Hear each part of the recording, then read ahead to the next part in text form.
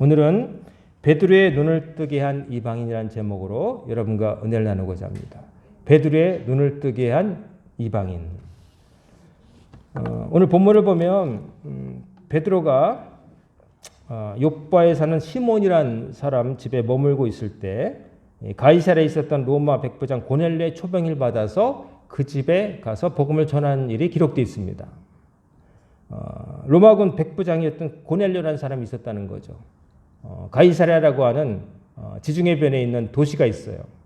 욥바라고 하는 항구와 북쪽 두로 사이에 끼어 있는데 가이사랴라고 하는 이름이 붙은 것처럼 황제, 로마 황제를 기리는 마음으로 이름을 붙인 거예요. 근데 이곳에는 로마의 그 군대가 주둔하고 있었고 그렇기 때문에 백부장 고넬료라고 하는 로마의 장교가 있었던 거죠. 그것은 이제 제가 가봤는데 지중해 그 푸른 물결이 넘실거리고요. 그 정말 팔레스타인에서 멋진 곳입니다. 가보면은 그냥 외국인들, 관광객들, 순례객들이 있어요. 종교 때문에 온 사람도 있고 그냥 순수 관광객으로 왔는데 정말 물이 푸릅니다. 지중해가 그렇게 날씨도 좋고 그런데 아름답고 그래서 로마 이제 그리스 사람들이 많이 와서 기거를 했다고 그래요. 그 당시에 이스라엘 사람들 말고 그리스 사람들 그리고 로마의 군대가 주둔했다고 합니다. 그러니까 이방 색채가 강한 도시였죠. 그런 곳에 고넬료가 있었습니다. 그런데 이 고넬료라는 사람이 좀 특이한 사람이에요.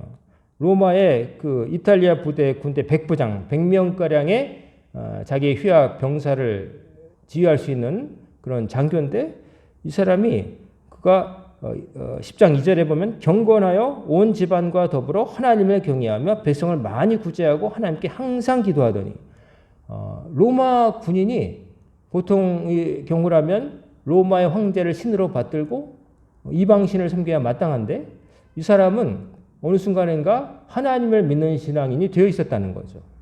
자기가 정복한 나라의 백성이 섬겨있던 신을 자기의 신으로 받아들였다는 거예요. 특이한 사람입니다.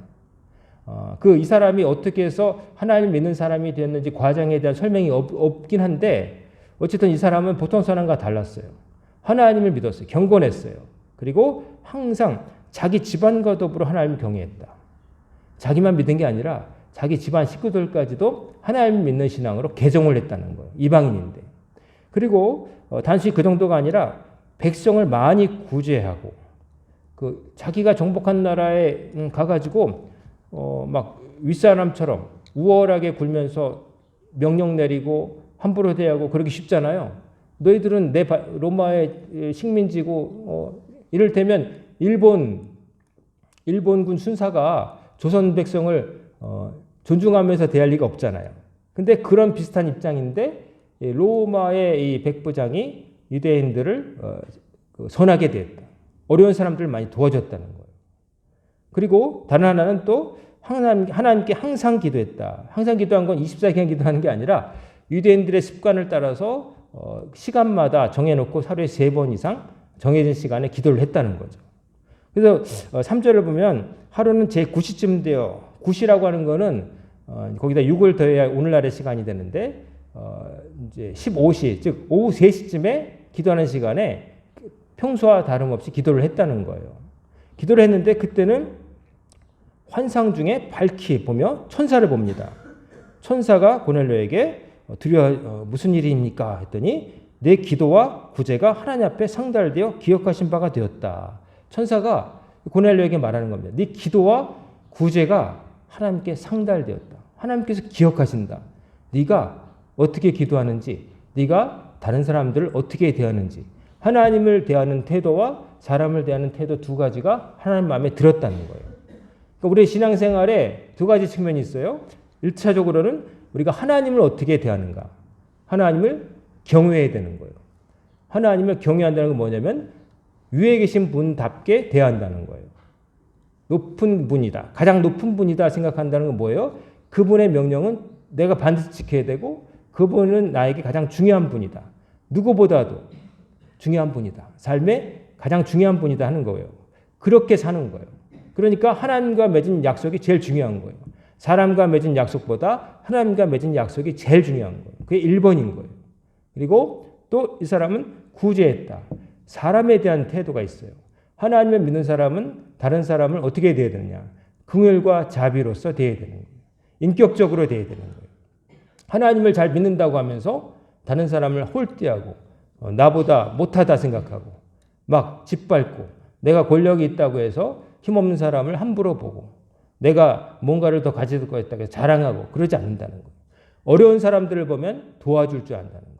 내 주머니를 열어서 도울 줄 안다는 거예요. 그러니까 이 고넬료 하는 사람은 어떻게 보면 신앙의 이상적인 모습을 다 갖춘 사람이다.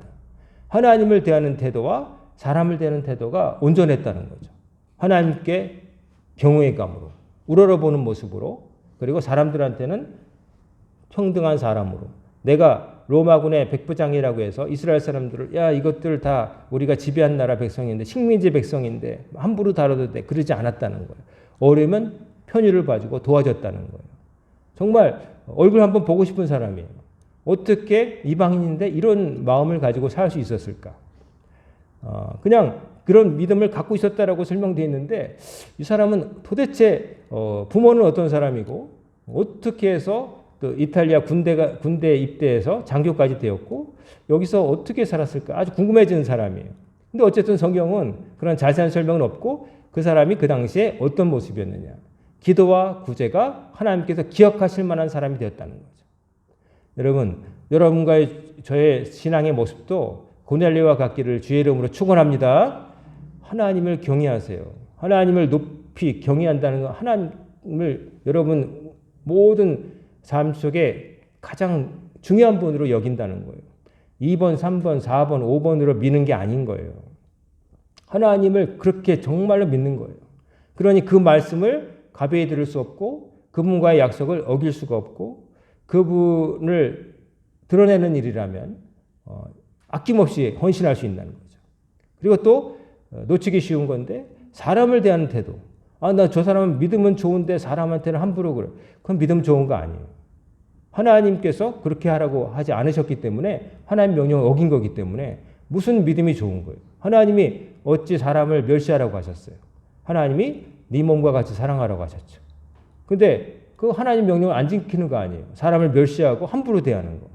내가 좀 가지고 있다고 해서 없는 사람 멸시하고 내가 손님으로 갔다고 해서 종업원으로 온 사람은 함부로 멸시하고 내가 사장이라고 해서 내 밑에서 일하는 사람들 마음대로 쥐락펴락 하려고 하고 그거 안 되는 거예요.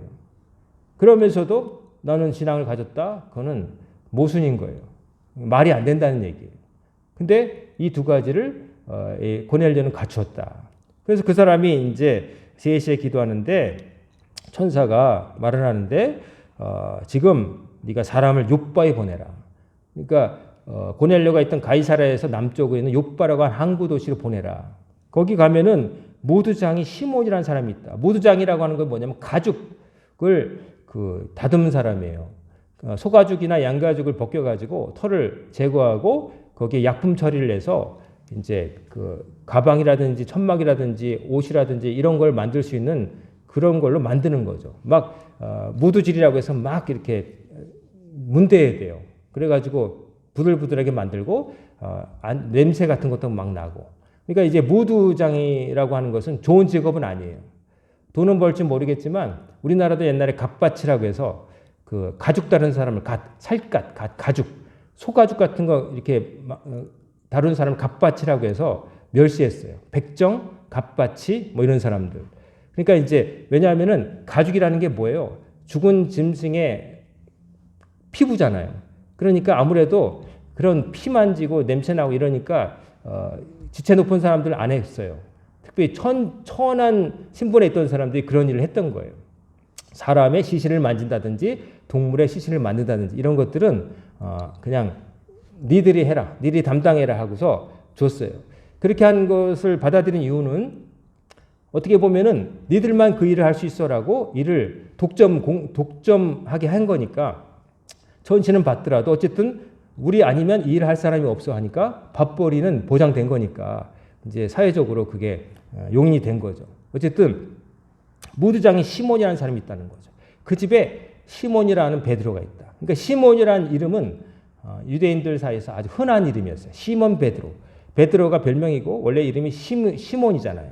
모두장이던 시몬, 동명이인이었던 거예요. 이름이 같은 사람이 한 집에 있었는데 욥바의 모두장이 시몬이라는 사람 집에 시몬이라 하는 베드로라는 사람이 있으니 그 사람을 이제 네 집에 불러라. 가르침을 들어라. 이렇게 말했다는 거죠. 사람을 보내라. 그러면서 이제 천사가 떠나니까 고넬료가 이제 자기는 직접 가지 못하고, 왜냐하면 근무를 해야 되잖아요. 직업 군인이니까. 그래서 누구를 뽑냐면은 자기 부하 중에 자기와 같이 하나님을 믿는 사람 한 명을 뽑고, 그 다음에 나머지 자기 집안의 하인 둘을 뽑아가지고 요 세 명을 이제 그 베드로가 있는 이제 집으로, 그 욥바에 있는 그 무두장의 시몬의 집으로 파견을 하는 것이죠.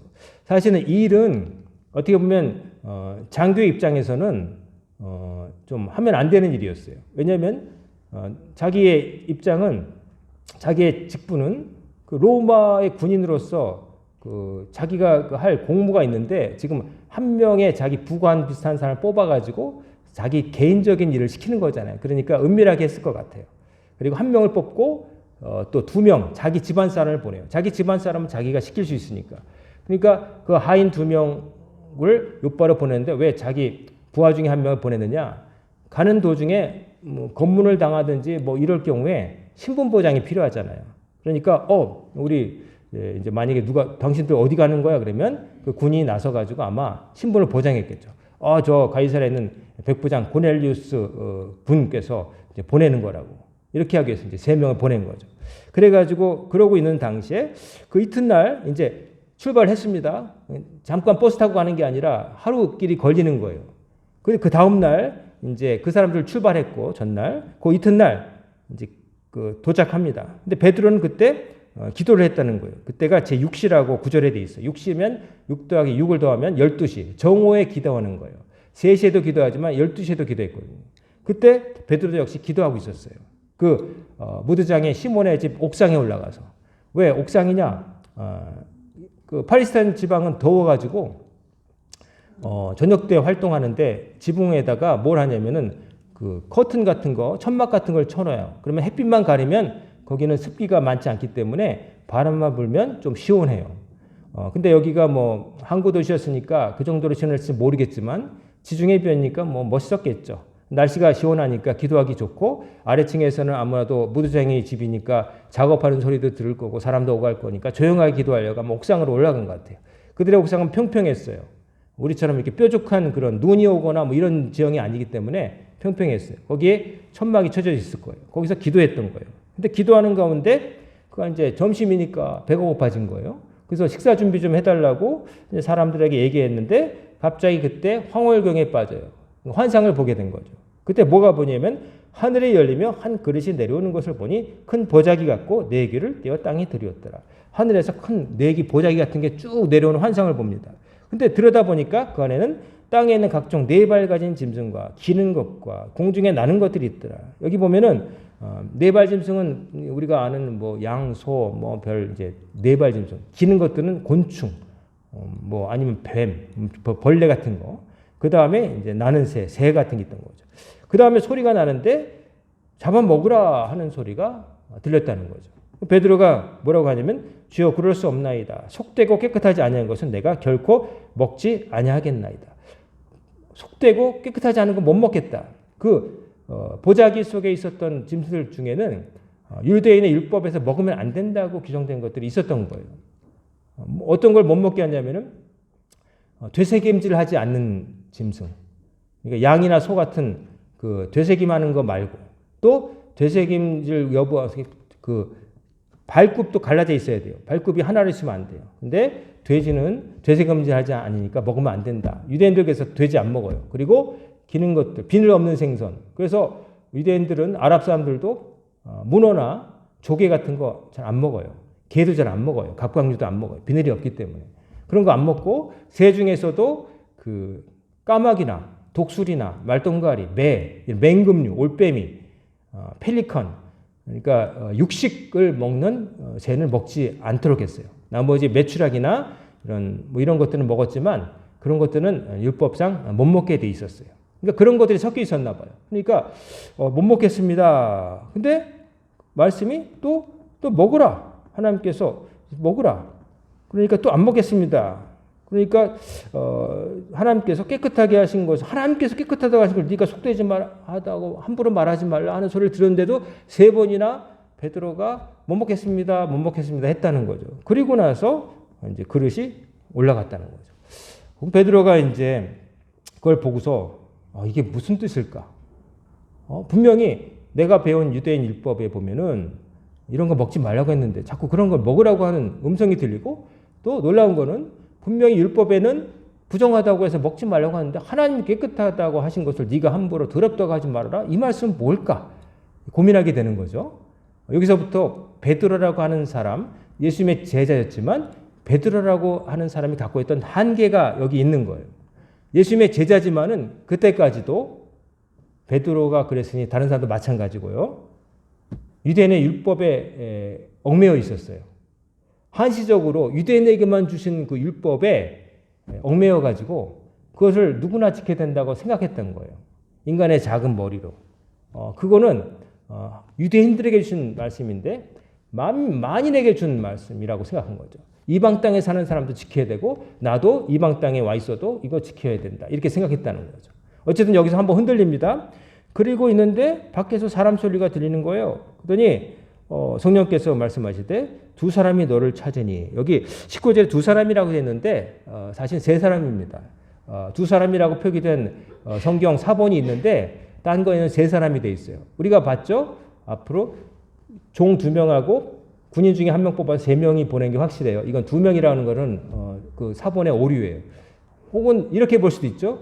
군인은 그냥 신분, 호송 차원에서 신분 보장을 해서 보낸 거고 실제로 임무를 띈 거는 하인이 2명이니까. 중요한 것은 어쨌든 3명이 간 거예요. 근데 이제 아마 집안에 2명만 들어간지 어쨌든 여기 2명이라 돼 있는데 영어 성경이라든지 제가 찾아본 독일어 성경도 그렇고 다른 것도 다 3명이라고 돼 있어요. 여기만 2명이라고 돼 있어요. 어쨌든 그 중요한 건 아니고 군인 1명과 고넬의 집에서 일했던 하인 2명이 간 거예요. 베드로를 모시러. 그 들어갔는데 베드로가 이제 일어나서 내려가. 하나님이 말씀하시기, 성령께서 말씀하시기를 의심하지 말고 내려가라. 왜냐하면 누군가 찾아왔는데 군인도 섞여 있으니까 베드로 입장에서는 어때요? 나 잡으러 왔나? 이런 생각을 할 수 있잖아요. 2명은 하인이지만 1명은 군인이었잖아요. 그러니까 두려워할 때 두려워하지 말고 찾아라, 내려가라. 내려갔더니 내가 당신 그 사람이요 무슨 일이 왔어? 그랬더니 그 사람 그 보내심을 받은 사람들이 백부장 고넬료는 의인이요 하나님을 경외하는 사람이라 온 유대 족속이 칭찬하더니 그가 거룩한 천사의 지시를 받아 당신을 그 집으로 청하여 말을 들으라 하느리다. 놀라운 말을 하는 거예요. 저희 주인님이 고넬료로 가는 분인데 하나님이 인정을 받으신 분입니다. 유대인들까지도 칭송하는 분이십니다. 그분이 베드로 선생님을 좀 모시러 오라고 했어요. 하고 그렇게 말하는 거죠. 그러니까 베드로가 이제 들어와서 유숙하게 들어오시오 해가지고 하룻밤을 그 무당의 집에서 같이 묵습니다. 그리고 다음 날 다시 이제 가는 거죠. 그래서 욥바에서 이제 가이사랴를 북쪽으로 이제 올라가는 거죠. 고넬료가 있는 곳으로. 그래서 베드로와 그리고 고넬료가 보낸 3사람 그리고 욥바에 있었던 믿는 사람들 가운데 혹시나 또 함정일까 싶어서 동료 신자들도 같이 갔다는 거죠. 올라갔는데 이튿날 가이사랴에 들어가냐. 하루길이라고 했잖아요. 하루가 걸렸어요. 고넬료가 그의 친척과 가까운 친구들을 모아 기다리더니 가이사랴에 갔더니 고넬료의 그 장교의 집에 갔더니 고넬료는 물론이고 집안 식구하고 그냥 온 아는 사람까지 다 동원해서 말씀 준비를 하고 딱 기다리고 있었다는 거예요. 영접할 준비를 하고 있었다는 거예요. 그러니까 어떻게 보면 베드로라고 한 사람이 고넬료 입장에서는 딴 걸 다 띄워놓고 보면 그냥 자기가 점령한 나라의 피식민지 유대인 한 사람이에요. 대단한 사람도 아니에요. 근데 그 사람을 영접하기 위해서 정말 준비를 하고서 경건하게 준비를 하고 있었다는 거죠. 이 고넬료라는 사람이 이런 사람이에요. 딱 준비된 사람. 대충 하는 게 없는 사람. 딱 준비하고 있었어요. 그러더니 딱 베드로가 들어오는데 고넬료가 말도 안 되는 일을 합니다. 25절에 보면 고넬료가 맞아 발 앞에 엎드려 절하니. 아니 로마군 장교가 뭐가 아쉽다고 해서 일본군 순사가 조선인 사람 앞에 머리 숙이는 그 상상이 됩니까? 근데 그와 같은 일이 벌어지는 거예요. 하나님의 사람이라고 믿고 기다렸던 거죠. 고넬료라는 사람은 하나님이 일러주신 대로 그대로 믿는 사람이에요. 그냥 군인 정신, 그냥 명령하면 하나님 명령하면 알겠습니다. 뭐 토달지 않고 하는 사람 같아요. 자, 그렇게 해서 이렇게 나오니까 베드로가 일으키면서 일어서십시오. 저도 사람입니다. 제가 뭐 대단한 사람 아닙니다. 베드로도 어떤 사람입니까? 자기가 예수님의 수제자고 그래도 나를 또 이렇게 부른다고 하니 이 사람 날 존경하겠지 그러면서 뭐 잘 있었어 뭐 처음 뵙겠어 그게 거만 떨지 않고 일어서십시오. 저도 사람입니다. 그저 하나님의 일을 감당한 사람이지 내가 하나님처럼 떠받들림을 받을 사람은 아닙니다라고 하는 거죠. 그래서 베드로가 이렇게 고넬료와 만나게 됩니다. 그러면서 나도 사람이라. 그럼 더 뭐 얘기하는데 이제 28절에 유대인으로서 이방인과 교제하며 가까이 하는 것이 율법인 줄은 너희도 알거니와 하나님께서 내게 지시하사 아무도 속되다 하거나 깨끗하지 않다 하지 말라 하시기로 부름을 사용하지 않고 왔노라. 이제 베드로가 고넬료가 자기를 찾는다고 말을 들을 때 고넬료가 로마의 백부장이고 이방인이잖아요.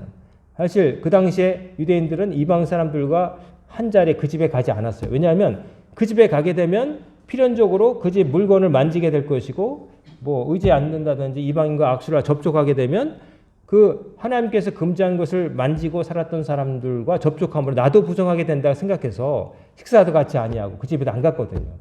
그래서 이제 보통은 꺼리게 돼 있는데 베드로가 환상 중에 율법에 부정하다고 한 것을 하나님이 깨끗하게 했다고 네가 마음대로 더럽다고 하지 말아라 하는 말씀을 듣고 뭔가 하나님 뭔가 나에게 이 이방인을 만나러 가시는구나 하는 어렴풋한 그런 이제 징조를 읽은 거죠. 그래서 거절하지 않고 왔다. 솔직하게 얘기하는 거예요. 원래대로라면 내가 이방인 집에 와가지고 당신을 만나고 이런 것들이 유대 율법에는 금지하고 좀 하면 안 되는 거지만 하나님이 나에게 보여주신 바가 있어서 달려왔다. 그렇게 얘기를 하는 거죠. 그럴 때 고넬료가 자기 얘기를 합니다. 사실은 제가 베드로님을 모신 것은 내가 나흘 전 이맘때까지 내 집에서 구시 기도를 하는데 늘 이제 오후 3시에 기도를 했다는 거죠. 갑자기 한 사람이 빛나는 옷을 입고 내 앞에 서서 말하되 고넬료야 하나님이 내 기도를 들으시고 내 구제를 기억하셨으니 사람 욥바에 보내 베드로라 하는 시몬을 청하라. 천사가 나타나서 내가 당신을 알지도 못하는데 그 떨어진 곳에 있는 욥바에 있는 그 모두장의 시몬의 집에 머물고 있는 베드로라는 사람을 부르라고 천사가 알려줘서 선생님을 모시게 된 겁니다. 이렇게 말하는 거죠. 그러니까 뭐 누구 미리 알아보고 베드로가 어떤 분입니까? 뭐 누가 수소문해 본 게 아니라 천사가 알려준 거죠. 그래서 이렇게 모시게 됐습니다. 그래서 이제 보냈는데 오셨으니 잘 오셨습니다. 그러면서 당신에게 명하신 모든 것을 듣고자 하여 하나님 앞에 있나이다. 이제 선생님께서 우리에게 하신 말씀을 들려주십시오. 우리가 귀를 열고 듣겠습니다. 자기뿐만 아니라 가족들과 하인들과 친구들까지 다 데려다 놓고 들을 준비를 하고 있었던 거예요. 그러니까 참 보면 볼수록 놀라운 사람이죠. 어떻게 이방인으로서 이렇게까지 정말 뭐랄까요. 가끔 사람을 만나면 참 사람이 됐다라고 느껴지는 사람이 있잖아요. 행동거지나 말씀씀이나 이런 것들이 참 갖춰져 있다. 참 어떤 가정교육을 받았는지 좀 대단하다 이런 느낌 드는 사람 가끔 만나잖아요. 그런 사람인 것 같아요. 어떻게 해서 이방인인데 이런 마음으로 베드로를 모실 수 있었을까? 자, 베드로가 말합니다. 베드로가 그제서야 뭐라고 하냐면 입을 열어 말하되 내가 참으로 하나님은 사람의 외모를 보지 아니하시고 34절에 있죠. 참으로 하나님이 외모를 보지 아니하시고 각 나라 중 하나님을 경외하며 의를 행하는 사람은 다 받으신 줄을 깨달았도다라고 말을 합니다. 하나님이 사람을 외모로 안 보신다는 말씀 구약에도 있어요. 다윗을 택할 때 사무엘이 찾아갔을 때 그런 말씀이 있는데 다윗도 유대인이고 다 사무엘도 유대인이고 유대인 사이에서만 그런 줄 알았던 거죠. 근데 여기서 뭐가 아니면 각 나라 중 누구든지 유대인 사이에서만이 아니라 누구든지 하나님을 경외하며 의로운 일을 행하는 사람은 하나님이 다 받아서 쓰시는 줄을 내가 이제 깨달았다. 베드로가 예수님을 3년 동안이나 따라다닌 베드로가 이제서야 이런 생각을 했다는 거예요. 그 말은 뭐냐면 이전까지도 베드로도 무슨 생각했어요? 유대인들만이 선택받은 백성이고 나머지 바깥에 있는 사람들은 아무래도 좀 모자라고 하자가 많다. 자기도 모르게 생각했다는 거죠. 그러니까 잘못된 유대인적인 편견을 갖고 있었던 거예요. 나중에 베드로 이 고넬료 집안에 있었던 일 끝나고 나서 예루살렘 교회 갔을 때 예루살렘의 사람들이 뭐라고 했는지 아세요? 예루살렘 교회 동료들이 당신 듣자니까 이방인 집에 가가지고 밥도 먹고 막 그랬다며 하면서 욕을 했어요. 예루살렘 교회 동료 신자들이 제자들이 베드로한테 치받았다니까요. 그러니까 베드로만 그런 게 아니라 당시에 예루살렘 교회 첫 번째 사도들도 비롯해서 모든 사람들도 유대인들이 가장 깨끗한 백성이고 나머지 사람들은 좀 하자가 있다 이렇게 생각한 거예요. 혈통이 중요하다는 생각을 자기도 모르게 했다는 거예요. 아브라함의 후손 그 유전자를 물려받은 사람만이 거룩한 백성이고 최소한 할례라도 받아야 되는 거고 그렇지 않은 사람은 그것이 안 된 이상은 아무리 예수 그리스도의 복음을 들어도 모자라다. 그게 갖춰져야 된다 이렇게 생각했다는 거죠. 그러니까 왜 이런 편견이 있었을까? 근데 이게 베드로만의 얘기가 아니라 사도들도 그랬고 나머지 유대인들은 말할 것도 없는 거죠. 오늘날 우리가 지금 오늘날의 이스라엘 나라가 하는 일을 보면서 우리나라 대통령도 얘기했지만 자기들이 당했던 슬픔을 왜 다른 민족에 똑같이 행하느냐. 이 말을 할 수 있는 이유는 이제 지금에 있는 이스라엘 사람들이 거기 레바논이나 기타 다른 사람들을 자기가 동등한 생명 인격체로 보지 않는다는 거예요. 자기들만이 택함 받았다는 거예요. 놀라운 것은 그 이스라엘에서 지금 여론조사를 했더니 그 전쟁을 멈추면 안 된다고 생각하는 사람이 65%에서 70%라는 거예요. 저는 적어도 전쟁을 원치 않는데 네탄야후라고 하는 사람 때문에 권력을 가진 사람 때문에 이게 많이 되는 거 아닌가. 전지 지금 이스라엘 국민들이 그렇게 생각은 안 할 거라 생각했는데 그게 만약에 사실이라면 오늘날에 있는 저 사람들 거기 있는 사람들은 진짜 답이 좀 없구나. 정말로 그렇게 생각하는구나. 답답하더라고요. 그냥 지금 우리는 이란은 안 쏘지만 레바논에 있는 헤즈볼라를 병멸하기 위해서 그들을 안 죽이면 우리가 위험하기 때문에 죽여야 된다고 생각한다는 거죠. 전쟁을 멈추면 우리가 위험해진다고 생각을 한다는 거죠. 그게 참 안타까운데 유대인들이 가진 뭐랄까요? 이게 후천적인지 아니면 선천적인지 모르겠지만 이상하게 자기들 선택, 자기와 다른 사람들과 생명의 값어치가 다르다고 생각하는 이 편견, 이게 아직도 있는 것 같아서 좀 안타까웠어요. 자, 베드로가 나쁜 사람 아니잖아요. 예수님의 수제자잖아요. 예수님 부활하셨을 때 물고기 잡을 때도 다른 사람들은 예수님 부활하신 분 알아보고도 물고기는 챙기고 그러고 갔지만 요한복음에 보면 베드로는 옷을 대충 걸치고 물속으로 다이빙해가지고 주님이시다고 뛰어갔던 그 좋은 베드로조차도 자기 속에 자기도 모르게 이방인에 대한 편견이 있었다는 거예요. 복음은 1차적으로 유대인만의 것이다. 근데 여기서 깨지는 거예요. 그 편견이. 고넬료를 보고서 이방인인데 이렇게 좋은 믿음을 갖고 있구나. 기도했고 기도를 쉬지 않았고 사람을 대한 태도도 구제를 행하고 이러니까 하나님이 이 사람 기도를 기억하시고 천사를 보내서 만나게까지 하시고 예수 그리스도의 복음을 전하게까지 하시는구나 하고 영적인 눈이 열렸다는 거예요. 요만큼만 보던 이 근시에서 열렸다는 거예요. 하나님은 정말 외모를 보지 않으시는데 외모를 유대인 사이에서만 그런 게 아니라 모든 백성들 이방인까지도 하나님을 경외하고 사람들에게 의를 행하면 그 사람은 하나님의 사람이라는 걸 내가 깨달았다는 거죠. 하나님 예수 그리스도의 복음을 받을 자격이 있다는 것을 구원받을 자격이 주어진다는 걸 깨달았다는 거죠. 이게 바로 유대교와 기독교가 나눠지는 분기점입니다. 하나님을 똑같은 하나님을 경배하지만 하나님은 국경을 초월해서 모든 백성을 사랑하신다. 예수 그리스도의 복음은 누구든지 그걸 믿으면 이방인이고 유대인이고 상관없이 믿음으로 구원받는다. 이 메시지 때문에 세계 종교로 국경을 넘어서 복음이 전파된 거예요. 안 그랬으면 그냥 거기에서만 믿는 종교로 끝났겠죠. 이스라엘 사람들만의 하나님이 아니라 만인의 하나님이라는 것.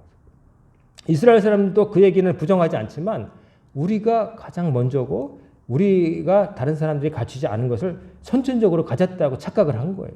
근데 베드로가 여기서 아니라는 걸 깨닫게 되는 거죠. 그래서 그 다음부터 쭉 36절에 예수 그리스도가 바로 하나님의 아들이고 메시아이시고 죽었지만 그러나 다시 살아나셨고 믿음을 갖고 있던 우리들에게 나타나셔서 하나님의 메시아이심을 증명하셨다. 당신도 믿으라 라고 했다는 거죠. 그래서 나중에 집안에 성령이 임해가지고 베드로와 그 온 사람들이 다 이방인들에도 성령이 임하는 것을 거기서 목격을 합니다. 성령은 사람을 가리지 않고 하나님을 경외하고 사람을 구제하고 예수 그리스도를 받아들이면 임한다는 걸 깨닫게 된다는 거죠. 이 일이 있은 다음에 아까도 말씀했지만 예루살렘 교회로 돌아갔을 때 사람들이 치받았다는 거예요. 왜 이방인 집에 가서 밥 먹고 그러냐고. 마치 바리새인처럼. 그게 바리새인들이 한 게 아니라 예루살렘 교회에 있었던 동료들이 한 말이에요. 그러니까 그 편견이 고넬료를 통해서 깨지고 나중에 바울, 이방 지역에서 자라나서 국제적인 감각이 있었던 바울을 통해서 깨지는 겁니다. 오히려 이방인들이 먼저 믿겠다. 그렇게 되는 거죠. 자, 오늘 이방인, 베드로의 눈을 뜨게 한 이방인, 고넬료인데 고넬료가 베드로의 눈을 뜨게 합니다. 정확히는 뭐냐면은 고넬을 통해서 하나님이 베드로의 좁은 시야를 트이신 거죠. 하나님은 특정 혈통으로 뽑으시는 게 아니라 믿음을 보고 뽑으신다. 그 사람이 어떤 믿음을 갖고 어떻게 사느냐를 보고 선택하신다. 이거를 증명해 보이신 사건이 오늘의 사건입니다. 성도 여러분, 여러분도 저도 유대인 아니잖아요. 아브라함의 후손 아니잖아요. 근데 우리는 하나님의 백성이에요.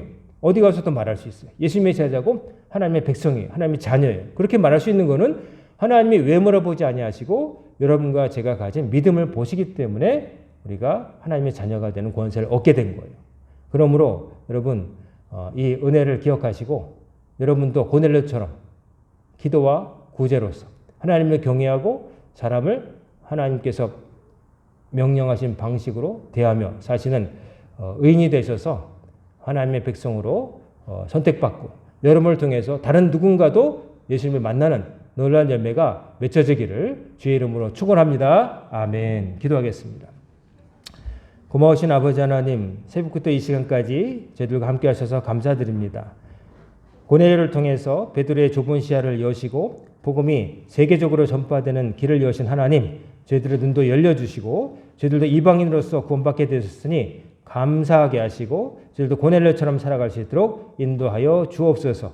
오늘부터 시작된 한 주간도 주님께 맡깁니다. 하나님을 경외하며 기도하고 구제하고 의로운 일을 행하는 저희들 되게 하시고 예수 그리스도의 복음을 전하며 사는 삶을 감당케 하여 주옵소서. 예수님의 이름으로 간절히 기도드리옵나이다. 아멘.